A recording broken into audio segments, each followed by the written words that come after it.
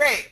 Um, I've been working with Jack now a few weeks. This month is, let's just say that March is flying by, and I asked him what he was interested in for a tip, and he said, you know, whatever. And so I always try to make the tips go with what's going on with us in the real world, and obviously we have our local theme Jack, we have our mobile wizard that Jack has introduced, and April 21st, 2015 is going to be a huge day for local businesses, whether they know it or not. It's what I would consider hot news, and we can become the hero in our local marketing. And as many of you know, I have done most of my actual selling through speaking, where I go out and do live one-to-many speaking engagements, and then I follow up with email and phone calls or personal appointments. So what I wanted to talk about tonight, and this is very light on the PowerPoint presentations. I do have some PowerPoint, but they're very minimal. So this is going to be something where you want to listen to what I'm saying more than watching the slides. Because what I'm going to be saying, it's all going to be from my personal experience and what I have found effective in the person-to-person, human-to-human space. And so tonight I'm calling this Triple Threat Talk Tips from Tami, and it's all about building your local marketing business one gold nugget at a time, and it is something that you can implement on Monday to make more money this week. I'm going to talk about 5 places where you can educate local businesses about local theme Jack websites and mobile wizard, and of course you can use the information that I'm going to share with you tonight on anything related to local consulting, videos, reputation, websites, call tracking. So again, I want you to actually listen to what I'm going to be saying. Just a little bit about me in case you're new here. I have been a local offline marketing consultant since 2010. I also am a social media educator, and I created the very first social media marketing certificate program at Florida Gulf Coast University for local businesses. I speak at SCORE, Small Business Administration, Sea Grant, and a ton of other little odds and ends of places, and I have traveled across the country speaking to audiologist associations, and I'll talk a little bit about how that came about tonight. I have written a couple books about social media and Pinterest. I'm a former newspaper editor and publisher, and in 2010 through 2013 I was known a lot as a Main Street marketing machines hero with Mike Koenig's Traffic Geyser. So I've been around. I'm celebrating my anniversary of starting May 2015 and going full-time in November of 2015, so 5 years. What I'm talking about tonight is just one little nuance of speaking to sell, or what I like to call show and sell, to local business people.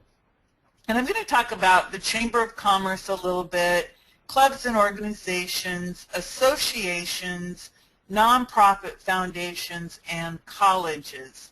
Some of these you're probably saying, oh yeah, whatever, the Chamber of Commerce, blah, blah, blah, clubs and organizations. But what I want you to pay attention to are the potential opportunities that you will have right now in the next few weeks where you could go and book yourself based on what's going on right now with Google and the big mobile update and the deadline of April 21st, 2015. Because many of these local businesses, they're either trying to do it all themselves or they have a webmaster who is not on the ball, and they need to know right now that if their website is not mobile friendly, it could affect their livelihoods. They could lose money. This is not about, oh yeah, my website might not show up. This is about, if I lose my rankings where I am right now, it's going to cost me money one way or another. It means they're either going to have to pay to have their website made mobile, they're going to have to buy a new mobile website, or they're going to lose money.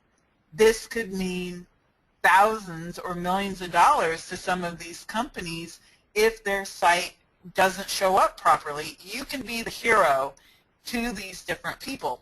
So first I'm going to talk about the local Chamber of Commerce. The primary mission of a Chamber of Commerce is to provide a place to help the local businesses to get more business. It may seem like all a Chamber of Commerce is about 20 people who meet once a month for networking, and they drink and eat and exchange business cards. That's what I witness a lot personally. I am not a big chamber networker person. However, I have created relationships with the executive director of several chambers, and in the case of one, I actually barter my membership in exchange for helping them. All I do is bring them happening stuff. For example, I can contact him and say, hey, you know, April 21st is a big deal. You want me to write up something that you can send out to your chamber members that they better pay attention to mobile marketing. And of course he would say, okay. I've been on his radio program about business, talking about what else, video marketing and business, and it just helps me to gain credibility, and it also helps the chamber provide membership benefits to their members, and part of their mission is to provide educational programs. So depending on where you live, and there are chambers of commerce around the world, you could offer educational programs either in person or via webinar, because people now can be trained via a webinar or in person, where they might call it a seminar.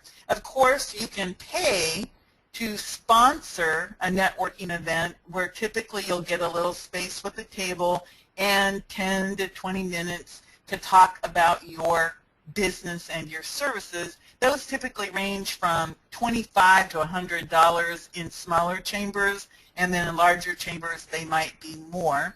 You can put on paid workshops where you are actually splitting the money with the chamber, so that would be called non-dues revenue. And then they get a little bit of money, you get a little bit of money, you get to present, you get to become known as the go-to person related to whatever your expertise is, and it might be social media, it might be websites, mobile, whatever it is that you choose to be the leader in your local area. Lunch and learns are always very popular because it gives the people an opportunity. They go eat lunch, they pay $20 or $25 to eat lunch. You, of course, are there providing free edutainment, and it is a great opportunity because if you provide good educational information, you get invited back over and over and over again, and it just reinforces that you are the expert. And even if you only get one client, I did a lunch and learn about QR codes, and that's where I met my dental client, and that became an ongoing relationship where I was actually able to barter for dentistry, and then now I actually do all of their marketing for them. So I bartered part of it, and then I get paid cash for the other services. And then, of course, the famous one-to-one networking, where you can actually meet people, do your, elevator speech or your little mini pitch, say, oh, I'll meet with you, and go from there. I, of course, am the biggest fan of going anywhere where I can stand in front of a group, and it doesn't matter to me if there's one person or 50 people. I like to present in a group because it's very energizing, and I can tailor my presentation on the fly because of the internet. They can ask me a question. I can go look at their online presence. With the mobile wizard, I can pop in their URL. Guess what? Tami the hero showing me what I need right now in real time. And the reason I talk about real time versus, let's say, video time, the energy of being belly to belly, face to face is a lot different than the compressed energy of video. You have to be more exuberant and more flamboyant when you are talking over the airwaves than you are when you're in person, because your energy gets kind of smashed. And so you may think that you're over the top when you are on a video, when in fact it's coming across just right because of that energy factor. And then, of course, when people see you in person, they're making that connection to you, and they often, that know, like, trust factor goes, the amount of times you have to touch them goes down significantly when you actually meet somebody face to face. So Chamber of Commerce, don't dismiss the local Chamber of Commerce or business chamber in your area, because it is where local business people go to, and they look to these chambers of commerce for help for their business. Clubs and organizations. A club and organization, you've got to look at clubs and organizations for what their purpose is. They're always looking for speakers. They're always wanting someone who can come. Rotary Club, for example, they meet every week. Some of them meet in the morning, some meet in the afternoon. They need people to come and speak at least once a week. Kiwanis Club, the same. BNI, which is Business Networking International, is an organization that also is a networking organization. It is a paid networking organization. You can attend as a guest up to 3 times, but you can't speak in terms of, you can't get up there and do a presentation. You can typically give your little 30-second elevator speech. But the thing about Rotary clubs, Kiwanis clubs, any of these organizations, typically the big fish in town, meaning the presidents of the organizations, the CEOs, the owners of the companies, are typically the actual members of these Rotary clubs, Kiwanis clubs, because they're benevolent associations or organizations, meaning they have a purpose beyond business. They normally are trying to, maybe it's help people with getting clean water. The Lions Club, they do eyeglasses. Elks Club does, and Moose, I believe, they do like crippled children hospitals. There's a purpose beyond just getting together and having breakfast or, drinking or playing golf or whatever. I live in Florida. Golf, there's a lot of golf fundraisers, GOLF fundraisers.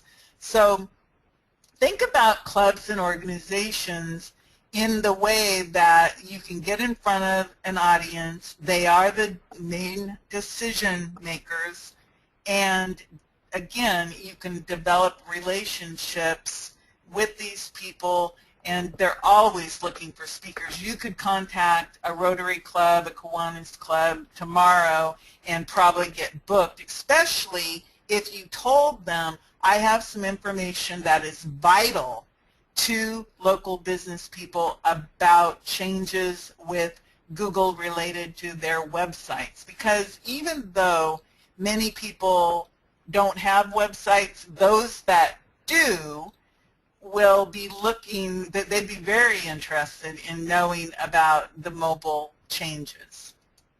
So number 3, associations. Associations are an absolute gold mine for potential speaking engagements, and they're gold mines for developing your niche or your niche. For example, audiology, how I became a speaker at the National Audiology Associations, the Florida Audiology Association. There's another one, I think it's the American Audiology Association, was because one of my clients was, or is, she's still my client and my friend, she's an audiologist. She is a doctor of audiology. I have a master's degree in mass communications, but that is not the important part. What she and I did is they have calls for presentations, calls for papers. What we did is we put together the top 10 things you need to know about social media now. That was one of them. It got accepted. There we went. We were off to Los Angeles. Okay, another one. Oh, went to Phoenix. Another one. I went to Orlando a couple times for the Florida Association. Every year we change the presentation. This is all done by a blind type thing with a committee, but we made it so that it would be hot, relevant information that audiologists would need to know to market their business. So that is a big opportunity through associations, and all you have to do is pick a niche and add the word association, and you will find a lot of resources because they have either continuing education or conventions. And believe me, audiologists, they're doctors, but they're partiers. I was just like, whoa, this is kind of interesting to see, you know, how these professionals just, you know, the other side of them. Home inspection associations, local contractors. Where I live, there's a contractors association, and it's a group of all of the contractors, not just builders. So it's the contractors who do the air conditioning, the swimming pools, you know, every little business that is a contractor, a licensed contractor, belongs to this local group. They have speakers. I've been invited to speak to them. So again, the opportunity to speak to associations is huge. Yes, in some cases you may have to become an exhibitor, or you might have to pay for a booth or something else, but I think what you need to just be aware of is the opportunity that is in the word association, because people, they like to hang out with people that are similar in mind. Doctors hang out with doctors. You know, dentists hang out with dentists. So whatever that niche is that you're looking for, that's the perfect opportunity. And again, we have hot information. Anything that you can pull out of the news that you can see projecting into the future that will affect people will be hot. I went with, again, the top 10 things you need to know now. That was the title. And then when I actually went to the presentation, which was maybe 6 to 10 months later, I actually had what was hot now. So my information that I was giving them was literally pulled from the headlines. It wasn't old stuff that I created and then regurgitated, I pull my training out of the headlines.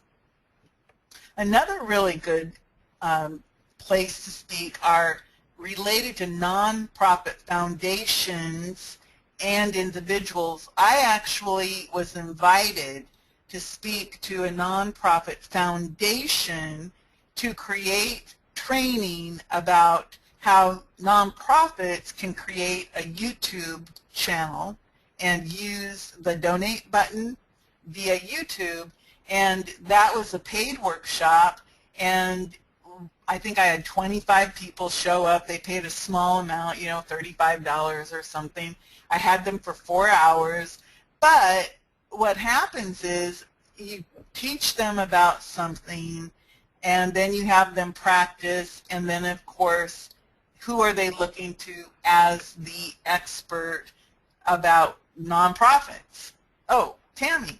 She helped me with this, so who do we contact now to help? And I've helped different people with a variety of things: video marketing, reputation, websites. Again, you have the opportunity with the answer to a problem because you have local theme jack websites, and you can solve the problem. For many people, I don't have a mobile site, or my site is not mobile. What do I do? I can help you. I have a solution. The fifth one is colleges, and even if you don't have a degree, it doesn't matter if you don't have an associate's, a bachelor's, or a master's, or a PhD, you can teach at local colleges. It's something that many people might not be aware of, but when I say teach, it goes back to the show and sell. What happens when you are the teacher, you develop relationships with your students. They see you as the teacher, okay? They see you as the person who is teaching them.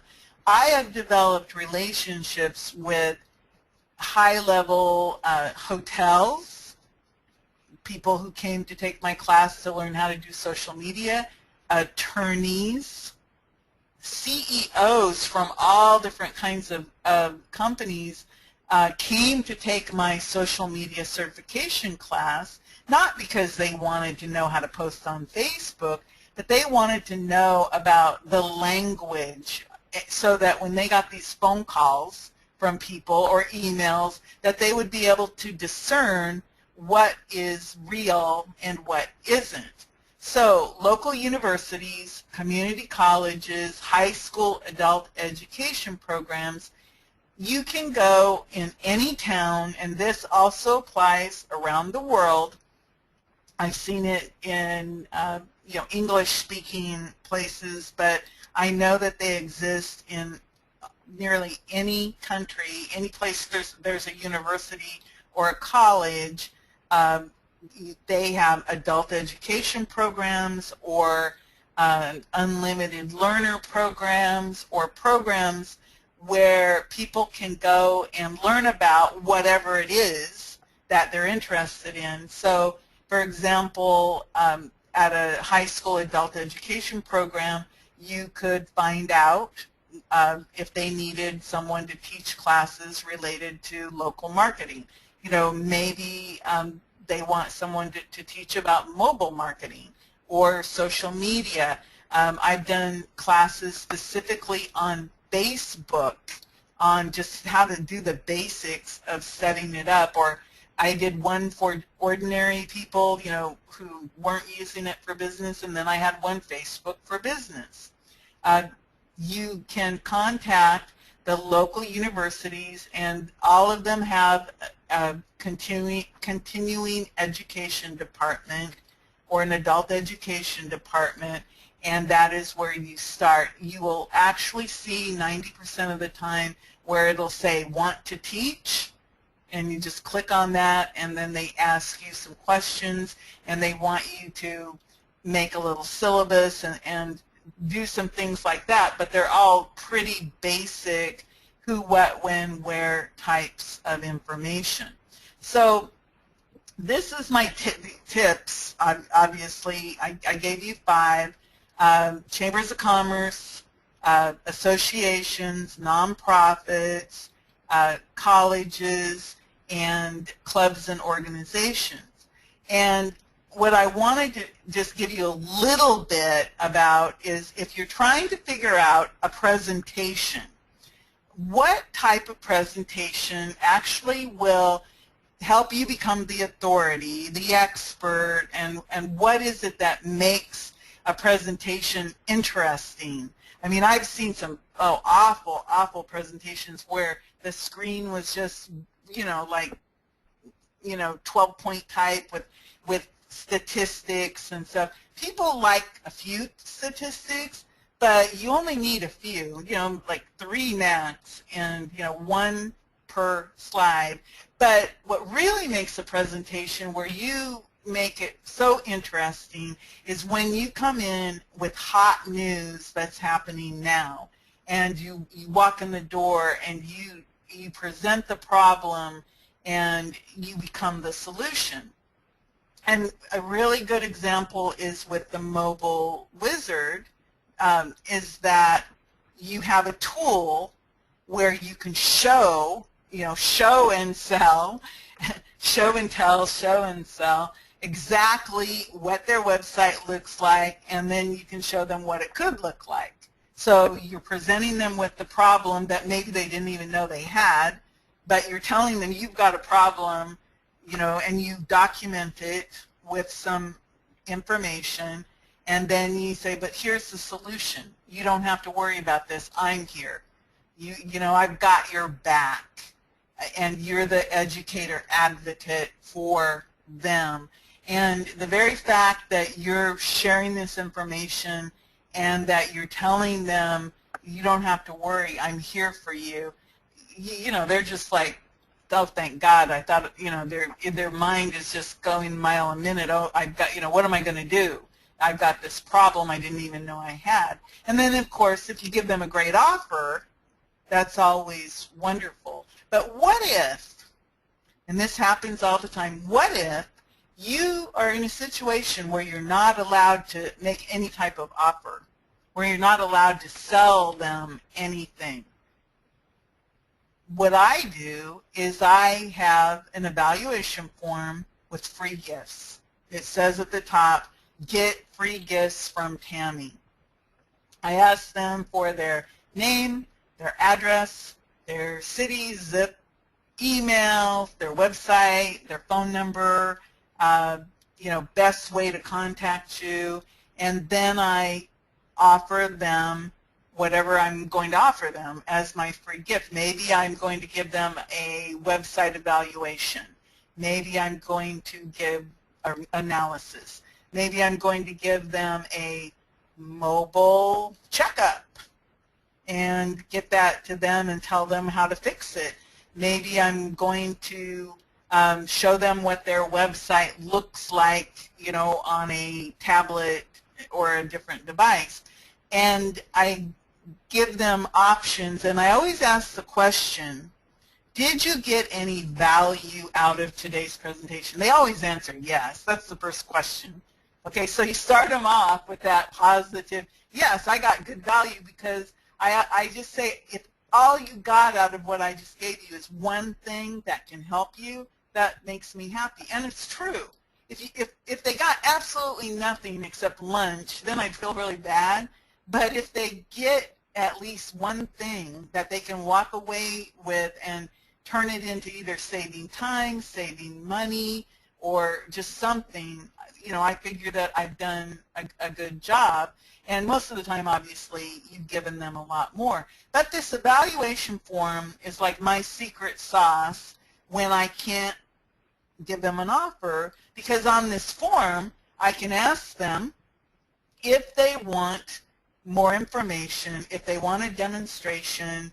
I have a whole checklist of the different things I can do for them. And then I do have an offer that says, if you want this from today's presentation, I'll give you whatever, 50% off, you know, the services, you know. But this form, they hand it back to me, and most of the time I get back 100% because it's presented as an evaluation. You know, if you've ever been in school, they have like mandatory evaluations. Evaluations are, I want you to evaluate my class. This is part, you know, part of your grade. You have to do that last final evaluation because in a college situation, they need those evaluations to determine whether or not you're a good teacher or not. So the evaluation form is secret sauce magic.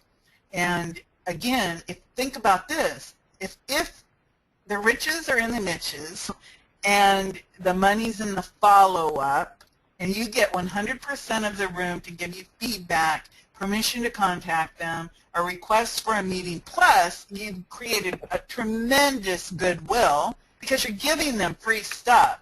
I always have like a list of, you know, the top 10 things you need to know about Facebook. I mean, it's all PLR, private label right stuff that I accumulated, or it's news articles that I've accumulated and turned into a PDF. But this is what can make a great presentation. And these are some examples of, as some of you remember the presentation I did about the website, the 21 ways or things a website needs. And so the headline here, what makes a great website? Capture hot prospects and get new paying clients and customers. That is like, whoa, I want to get hot prospects and new paying clients and customers.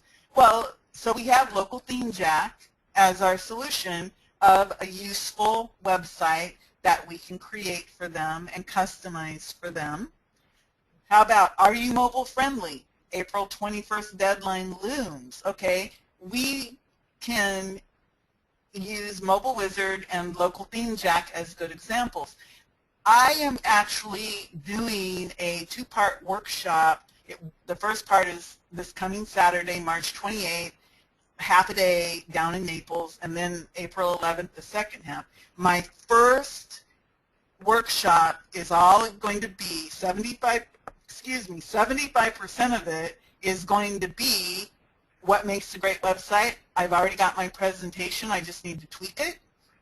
The other part will be, are you mobile friendly? Because I've got that hot news angle, and I've got my Mobile Wizard now, and I'm creating that website. And I just have some other examples. Facebook makes you money. You know, think about that. Go viral. How to use video in your marketing. How to manage your online presence in 30 minutes a day. Remarketing, how you can legally stalk your prospects for pennies.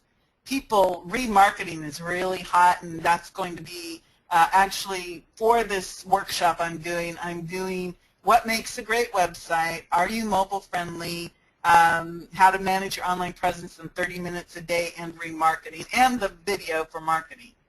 And so, you know, I'm splitting that up, so it's like 8 hours split into two different workshops.